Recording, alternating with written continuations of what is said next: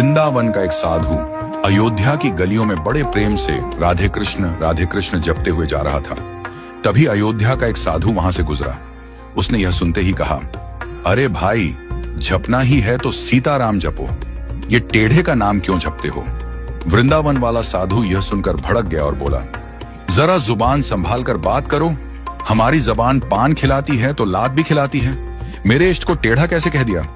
अयोध्या वाला साधु बोला, इसमें गलत क्या है? तुम्हारे कन्हैया का नाम ही टेढ़ा, कृष्ण उनका धाम टेढ़ा, वृंदावन। और वृंदावन वाला साधु बीच में बोल पड़ा, चलो मान लिया नाम और धाम टेढ़ा है, पर उनका काम भी टेढ़ा है, ये तुम कैसे कह रहे हो?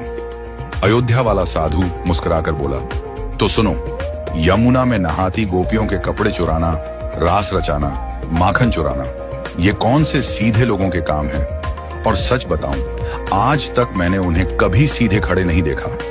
यह सुनकर वृंदावन के साधु को बड़ी बेइज्जती महसूस हुई। वह सीधा बिहारी जी के मंदिर पहुंचा, अपना डंडा और डोरियां पटक कर बोला, इतने सालों तक खूब उल्लू बनाया लाला तुमने, ये लो अपनी लखुटी कमरियां और सोटी भी। अब हम तो चले अयोध्या, राम जी की शरण में। बिहारी जी मंद मंद मुस्कुराते हुए उसके पीछे पीछे आए, उसकी बांह पकड़कर बोले, अरे भाई, लगता है किसी ने तुझे गलत भड़का दिया है, पर अगर जाना है तो तेरी मर्जी। बस इतना तो बता दे कि राम जी सीधे और मैं टेढ़ा क्यों? इतना कहकर बिहारी जी कुएं की तरफ नहाने चल दिए। वृंदावन वाला साधु गुस्से में बोला, नाम टेढ़ा कृष्ण, धाम टेढ़ा वृंदावन, काम सारे टेढ़े।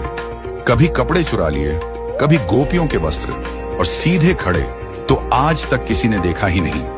अपनी सारी भड़ास वह वहीं निकाल बैठा। बिहारी जी मुस्कुराते रहे और चुपके से अपनी बाल्टी कुएं में गिरा दी। फिर बोले, अच्छा तू जा, लेकिन जरा मदद तो कर, सरिया ला कर दे ताकि मैं अपनी बाल्टी निकाल लूं। साधु सरिया ले आया। श्री कृष्ण ने उससे बाल्टी निकालने की कोशिश की, पर सफल न हो सके।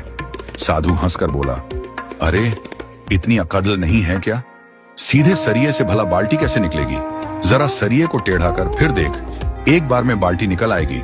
बिहारी जी मुस्कुराकर बोले, देखा, जब सीधेपन से एक छोटे से कुएं से एक छोटी सी बाल्टी नहीं निकल पा रही, तो सोच, इतने बड़े भवसागर से तुम्हें कैसे पार लगाऊंगा?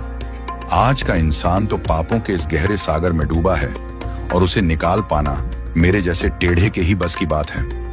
यह सुनकर साधु की आंखें भर आईं, उसके भीतर का भ्रम टूट गया। वह गदगद होकर बिहारी जी के चरणों में गिर पड़ा और आंसुओं से भीगा स्वर में जपने लगा, राधे कृष्ण, राधे कृष्ण।